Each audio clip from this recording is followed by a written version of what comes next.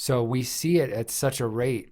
You can go online and watch thousands of videos of cops just being awful and being really bad at their job, being racist, doing the worst thing. Right. So because we're able to see each of those interactions, we're desensitized to the... It causes us to think that all cops are that way. Oh.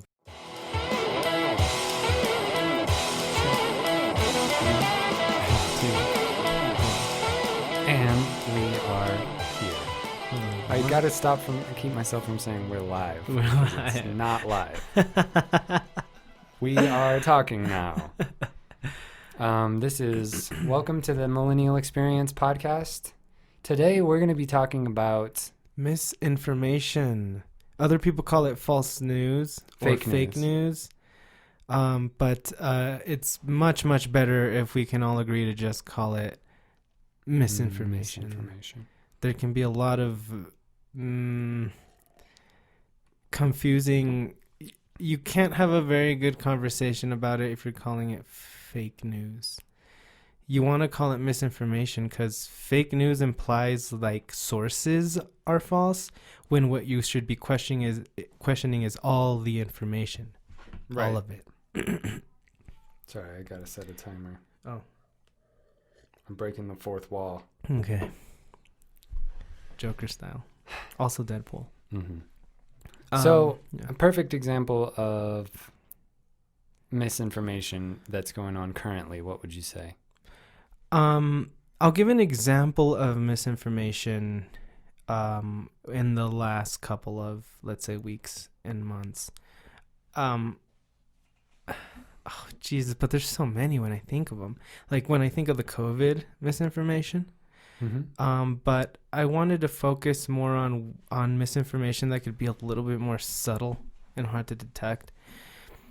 Concerning the BLM movement, I noticed that it's really easy when you need to demonize the protest is to just use the word rioters and looters while you're trying to have a conversation about how to deal with protesters, because it's obvious that you had two separate groups mixing up, but one group of protests was a legit protest, which was unfortunately also getting mixed in with looters and rioters, which everyone agrees was wrong and not the right way to protest. And then others would argue, that maybe they've had enough. And so, but what's important though is that you treat protester conversations as what the protesters were doing, the ones that we all agree were peacefully protesting. So if you're going to say protesters, don't in the same breath also say rioters and looters as if they had all agreed, hey, so you have this job, you have that job, and we'll peacefully protest. No, that didn't happen. You had people going in and also taking advantage. So those are the people you just automatically cannot include or imply into your conversation of protesters. So the next thing is how protesters were being treated, where you see video after video where you have just the protesting line, no objects being thrown or anything like that, and then just a wall of authority just busts through and knock them over. And now you have conversations. Was just peaceful protests. And so what happens is now you have questioning about it. Like if you can justify it in any way that those police were justified in stomping through there, then they start asking, well, what was happening before? And so it really doesn't matter, because the argument is banking on that the police always make the right choice, when in fact you know that they're not always going to make the right choice. I mean, no human will always make the right choice. Right. But the misinformation side of this is that you can just start talking about the protests and then casually just assume in their rioter and looter to justify why the protest is not justified. If we keep it simple and say that the movement is towards unjustly killing black people by authorities, and you go and look at the numbers, then that's what we're talking about. peaceful protests about that. Rioting and looting is just a totally just separate conversation because it's a separate action, but they are not the same. You can't say people. And in reality, you have to try to keep the groups at least separate when you're having the conversation. Have it about rioters and looters, and then have another one separately about protesters. It's just it's really muddy waters. And that is hard to navigate there. Right now, what people are doing is just blending the two groups together. It's like they're all rioters. Yes, but basically. What's bad is in bad faith is that they do it at convenience. Mm-hmm. So as soon as a peaceful protest is maybe too just, then you gotta say, oh, but well, then what about what they did to Target? They who they. The peaceful protesters, I don't think they did anything to Target. They didn't do anything. You see what I'm saying? So that's when this is bad. So you have to be careful about wording, implications. Really, really important about what they're meaning. And at convenience, you yourself need to be a good, honest debater or arguer, because it's true. If you have logical fallacies, they will fall apart because they won't be very logical. Now, just to play devil's advocate, what about if people say, for instance, that the peaceful protesting, the way that it's being done and demonstrated, is inciting and allowing for the violence and the looting and the rioting to take place in the background? And otherwise, it would be really easy to just get in, bust up those, rioters and looters messing up Target. But because there's all these peaceful protests blocking all the roads around it, stopping the police from getting through, is it technically encouraging and inciting, allowing those violent things to take place? Well, there's a number of assumptions you're making there that I don't know about, like if peaceful protesters are purposely blocking cops from stopping rioters and looters. I'm not sure if that's something peaceful protesters If protesters are blocking off an entire section of the city, all the roads, stopping people from getting through, what's to stop rioters and looters from just going from to rioting town and looting on the inside? Where cars can't get through, SWAT vehicles can't get through. The police officers are slowly making their way in from the outside to try to get to those riots, but they can't because of all the peaceful protests blocking all the roads. Right. I would say that there's still peaceful protests, unless you could kind of say that look what they're purposefully doing is blocking police. But the thing is that would we not have seen police trying to get to rioting and looting and not just ramming people and backing up and driving away? That's a good point. And so that's just from videos we've seen, though. You see what I'm saying? The behavior of it. It was like stomp in, get out, push him, get out. It's really hard to get through, because the media has so much bias in one direction or the other that one side is saying they're just purposely coming in and beating up peaceful protesters and then leaving. Well, I mean, are they really doing that? I think I've seen a lot of videos where they kind of just casually pull out the spray, just spray people who are just standing there too, and shoving, and the media, they were pepper shooting them, balling them. And that one lady lost her eye. Right, and so it's really again it's from the videos I've seen, it's really hard to say because you see mostly that people from far away are getting shot at. And what I haven't really seen is what I've seen is looters going into stores and coming out, people filming on their cell phones. What I have not seen are cops stopping them or showing up at all. That's a good point. I haven't seen that. And in Minneapolis, what's going on with the whole defund the police movement in Minneapolis? Have you researched that? No, I have not read about that. Because I heard that they're actually sort of doing it. They're not allowing the police to police in the same way that they normally do. And the murder rates have just skyrocketed. Violent crime is going up. And the riots are just getting out of control. That's what I've heard through the grapevine. I don't know. Right. But I heard they're kind of moving forward with that movement of defunding the police. Gosh, You know, the one thing about that word is the one thing I just disagree with is calling it defunding rather than restructuring like the police.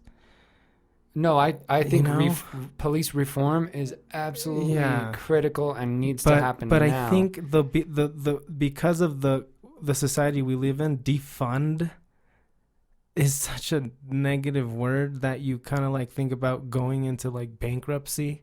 Mm-hmm. If someone were to defund you, and so yes, it's misleading. And another good example of is that an alert? Amber Alert. Uh-oh. I don't know if that's here. No. Denver. We're out of the loop. Okay. In case they pass through. Yeah, we'll hear them. But I think that's another example of what you can call misinformation, because look at how you can weaponize the word defund. That's somebody else's phone, right? It's probably my other phone.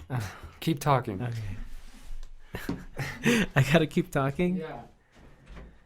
Tell the audience. I think AMBER is an acronym, but I can never remember what it stands for, but I'm pretty sure it was the name of the first girl they used this system on, so... Shout out to Amber. We're going to find these kids. So there was never a kid named Amber? And that's not the reason it was started? No. I think it started from the first girl they used the system on was named Amber, and then they shaped the acronym to Amber. Oh, okay. Yeah. That's cool. I think. I'm making just a fucking stretch assumption right now. But yeah, I think that's a good example of another way misinformation happens, is how you can weaponize a word like defund. And even though you know what they mean, you go off and you mistranslate it on purpose like this.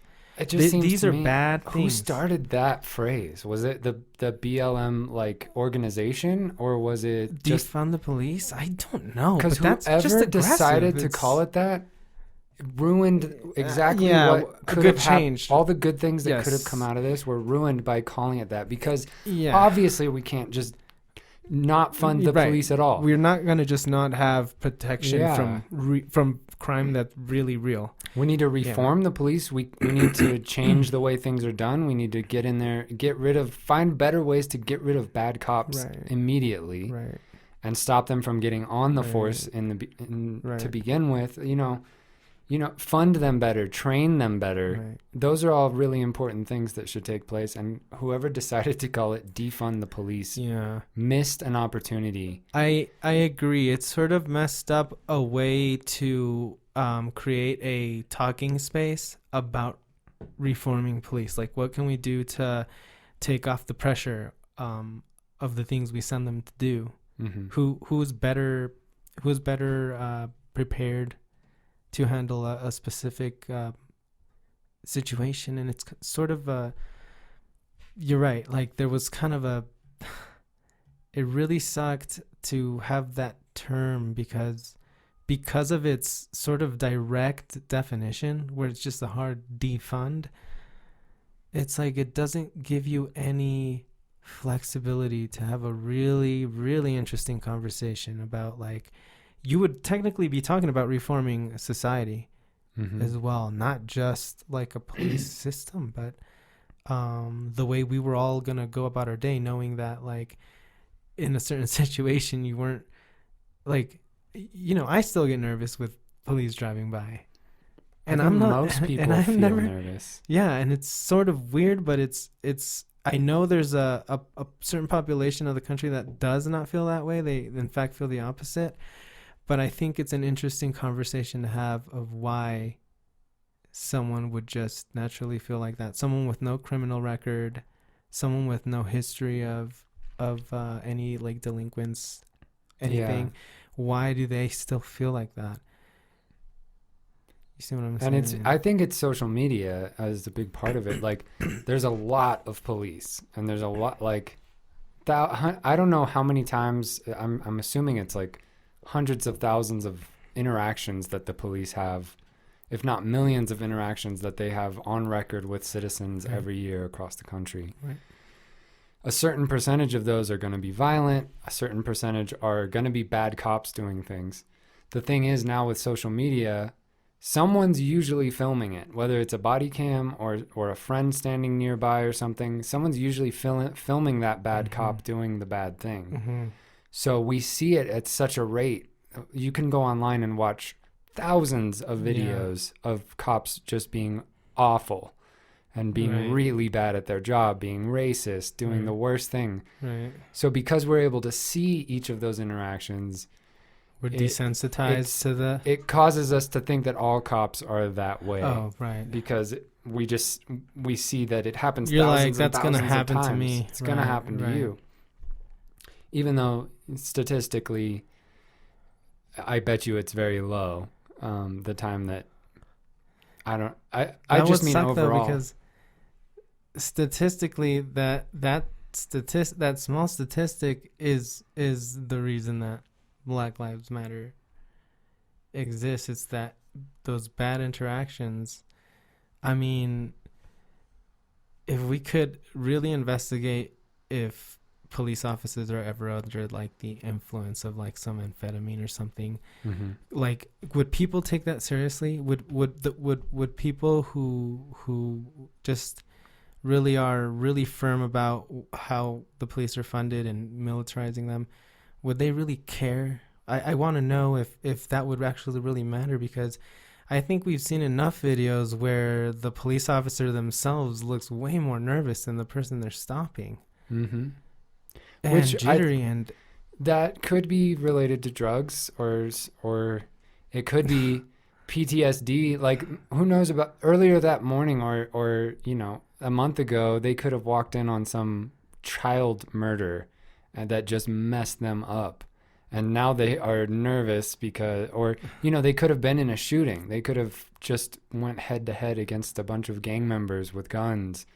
And now they're pulling someone over and they are still like all amped up. Yeah, because imagine what kind of situations the cops go through, especially in like a big city like Denver or something. Like they see some really crazy messed up shit regularly. Like a more splendid version of Gotham City. I can only imagine walking up to a random car on the side of the road, like late at night on some highway. Like, you don't know who's in that car, what if they have a weapon or not, what their intentions are. It's so it. And I see that side of it as well. But what fault of an innocent driver would that be? I mean, what responsibility? None at all.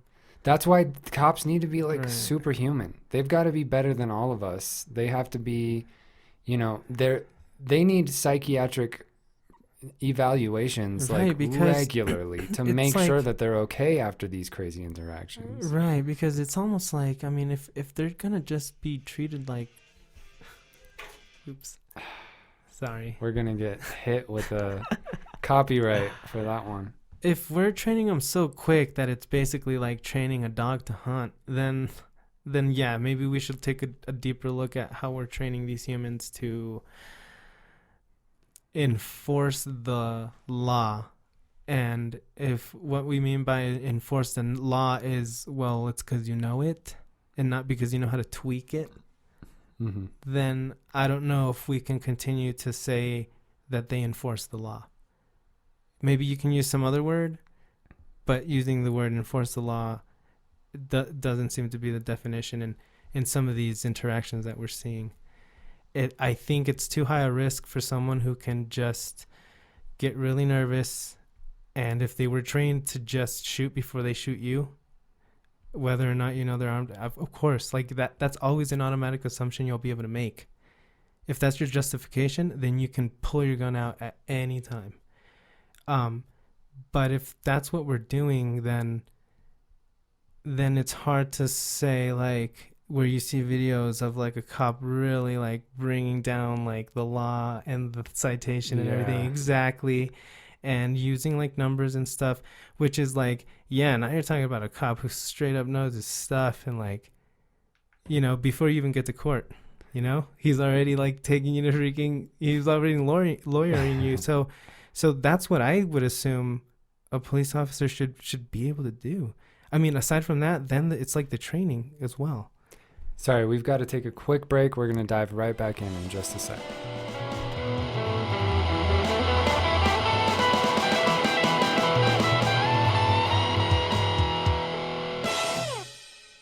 10, 9, Okay. 8.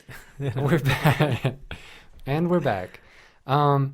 So I was just about to ask, what do you think people mean, or like the creators of the phrase defund the police, what do you think they meant by that? Like, what were their intentions? Because obviously they didn't mean disband the police. Like, we can't get rid of police. My assumption is that they were using the word defund in the term where how we defund our schools. Mm-hmm. And of course, I said words.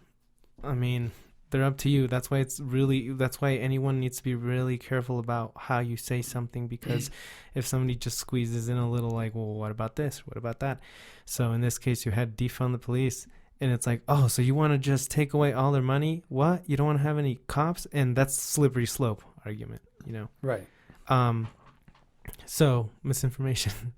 And, but yeah, I think what they meant in the sense of at least defunding schools, but because I wasn't familiar with the term before, I was assuming defund was, it's like, well, not completely unfund. They didn't say unfund, like it was like defund, meaning like sort of a rearrangement of the resources is what I assumed.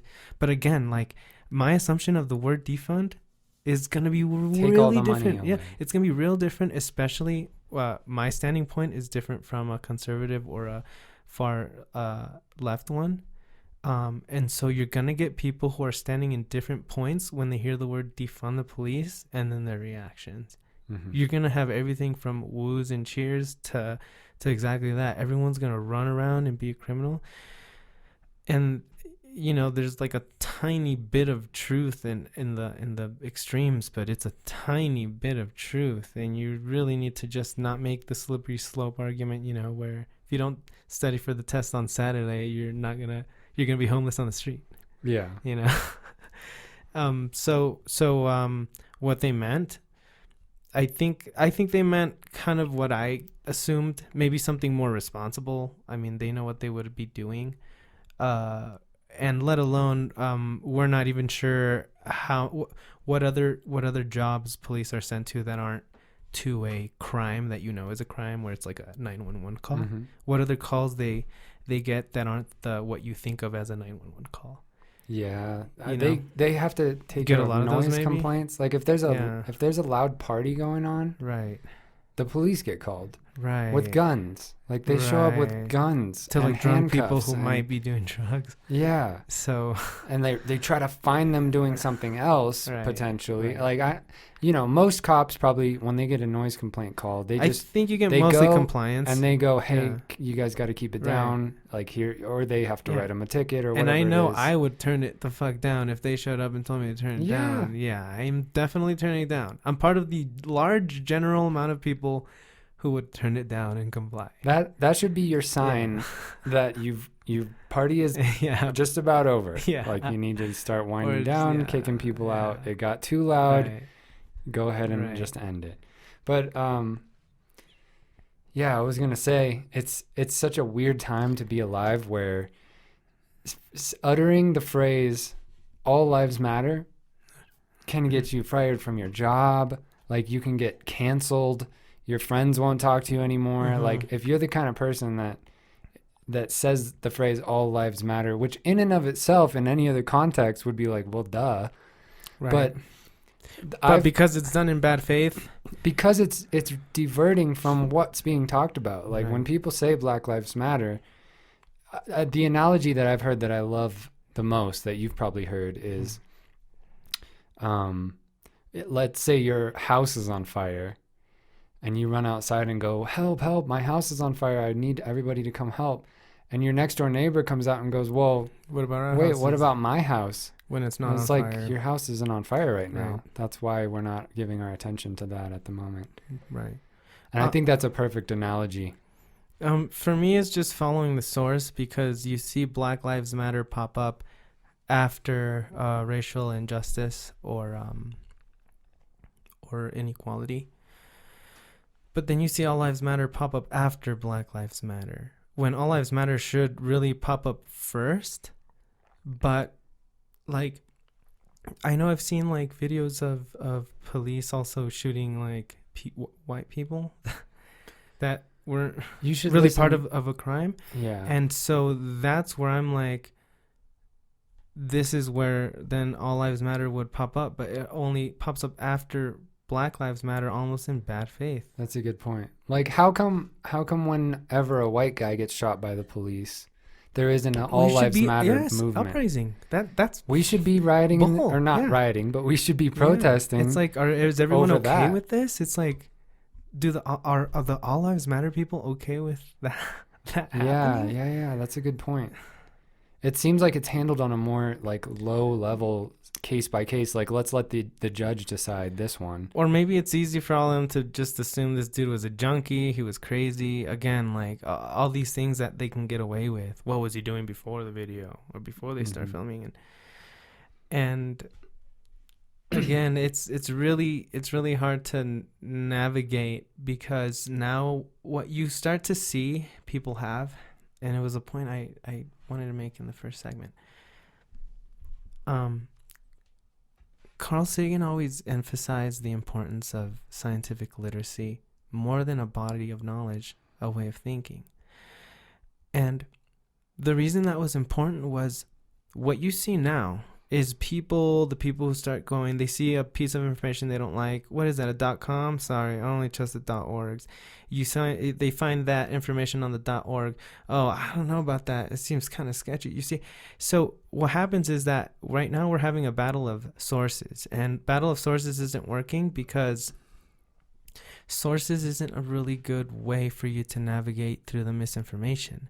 The reason you needed to be scientifically literate was because when you could manage the mathematics, the physics, the chemistry, and the biology of the world, then you can catch bullshit in its place right as it runs into you, rather than you having to lean on some source. Because in the end, I have to ask people who don't believe in climate change, what evidence would you need to see? And if you saw it, would you even care? Does it even matter to you? Because as soon as scientists started saying the climate's getting warmer, from where is my brain at to start immediately assuming it's a conspiracy of scientists? Yeah. How did we get to that? And the thing is if you are scientifically literate and you have the basics of biology, chemistry, physics, and some mathematics, then you don't even have to rely on sources. You can rely on your own fucking brain that our ancestors used to navigate life. And now look, we have muddy waters on the internet. Nobody knows anything about science and technology. And so now we're all having to rely on which sources are fake news and stuff like that, when everyone should have been educated enough to navigate it through red, blue, left, or right. It doesn't matter, because my brain is working and I can catch the lies. Yeah. I know how the world works. That's mathematically incorrect. Biologically, that seems a little wacky. Chemically, I don't think that's how it works. Physically, that's not possible. See, your brain would be able to manage. And that's the thing about most science. There's not much of a in all, like climate change, for instance, when it's what % of scientists that is basically saying this is all man-made and we need to do something to stop it now. Right. It's like 99%. Yeah. It's close it's a to vast something majority. like that. I think you could say the vast majority. Yeah. So it's different from like all this other misinformation in the news and stuff. That's like if chocolate is healthy. Yeah. Like it's so hard to tell with the difference between like Fox News and MSNBC. They're saying very different things, and it's hard to know what to believe anymore. Your friends are sharing all kinds of different stuff that kind of has some kind of credible evidence in either direction. But for these huge fields of scientific study where there's people using the scientific method to try to determine what is and what isn't true about the universe, when the vast majority of those people is in agreement, it's probably a good idea to at least look into the evidence, look into the papers they've written, look into the evidence against it, like try to At that point, you have the right to believe them at that point. Right. Because that's what they've spent their entire life using the scientific method of trying to disprove each other's theories and really just hacking away at what is and isn't true about the universe. I understand. Like, I understand and I sympathize with the fact that we have in so many places such a poor educational system where science is just a drag. It's just, I fucking hate that fucking class. When in reality, you should have come out of your science classes just freaking being able to come out with a brain going, man, so that was bullshit this entire time. Oh, so that was shit.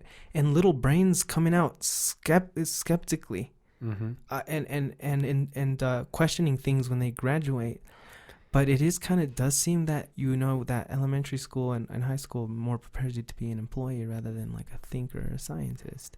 Seems like skepticism is almost like a dirty word. Like, yeah, you got to comply. A lot of people I know, when you say that you're a skeptic, they see you as this like hardened person who doesn't have a lot of like creativity or imagination. Right.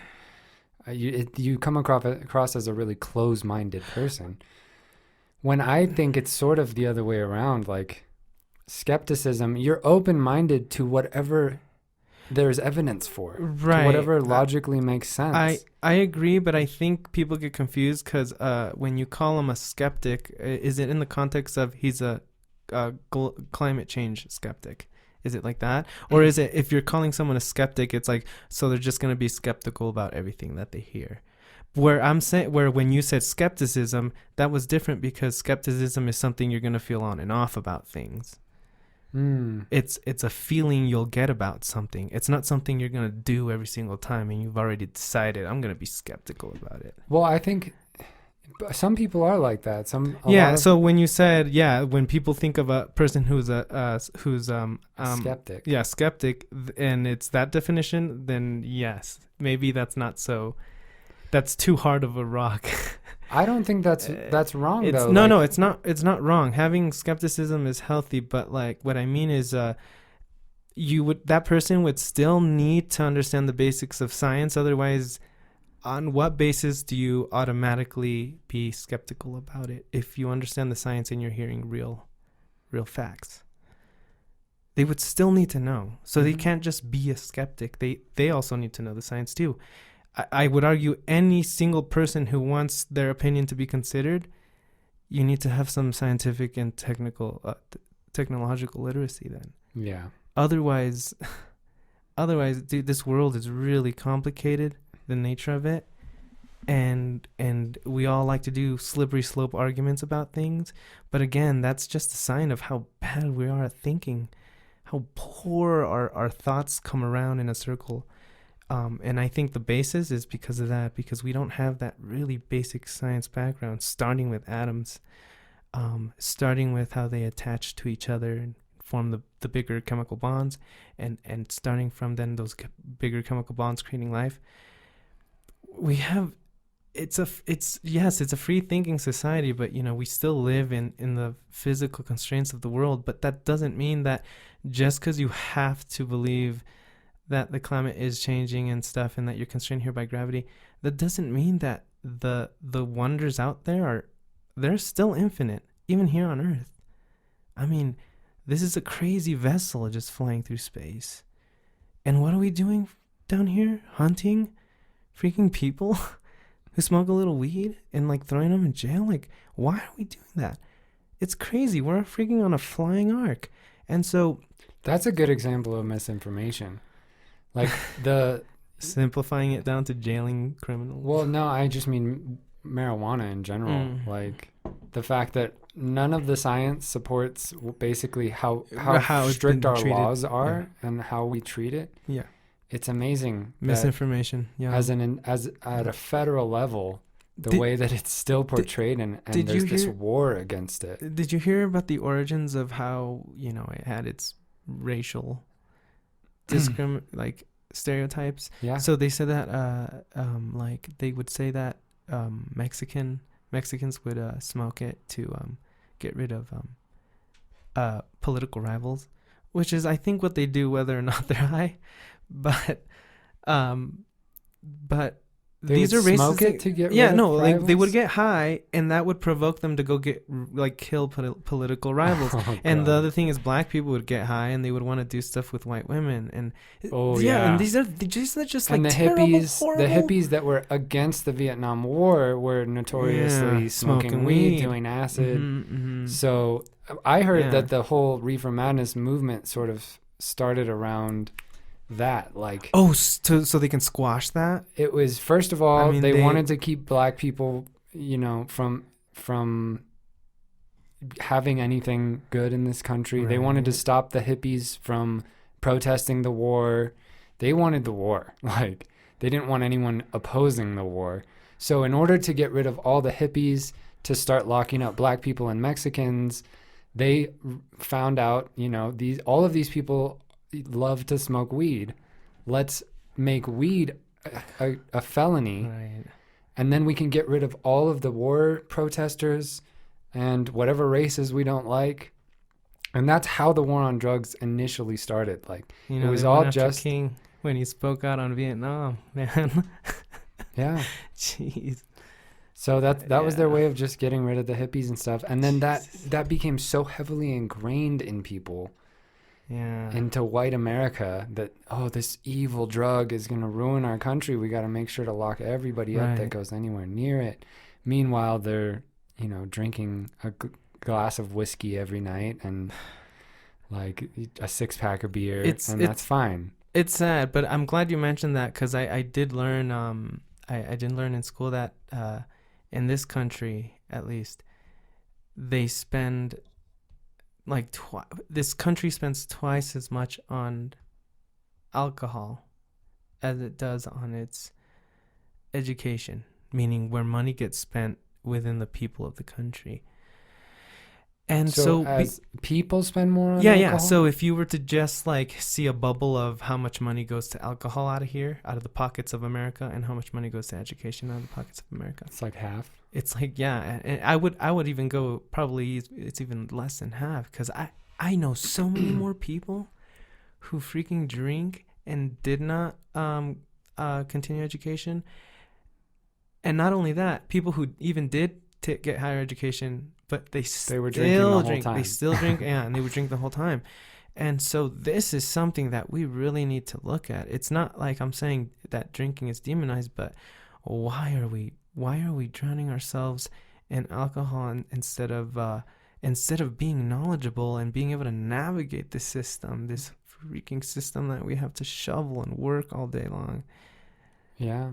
I think it's really important that we have the intellectual tools to get through it. I mean, that's not to say about spirituality, which is way more flexible, but at least in the reality of things, the way the society is, it would be really healthy for it to mostly all be scientifically, technologically literate. We're coming to the end of our time here, but I just wanted to say thank you to everybody that is listening right now, wherever you're listening from. Thank you, I everyone. hope that you find these things interesting. If you have any feedback or comments, I hope you'll leave them on whatever platform you're listening on. And we're going to be having some other really interesting guests on the podcast over the next couple months. So I hope you'll subscribe and keep on listening. Thank you, everyone. Oh,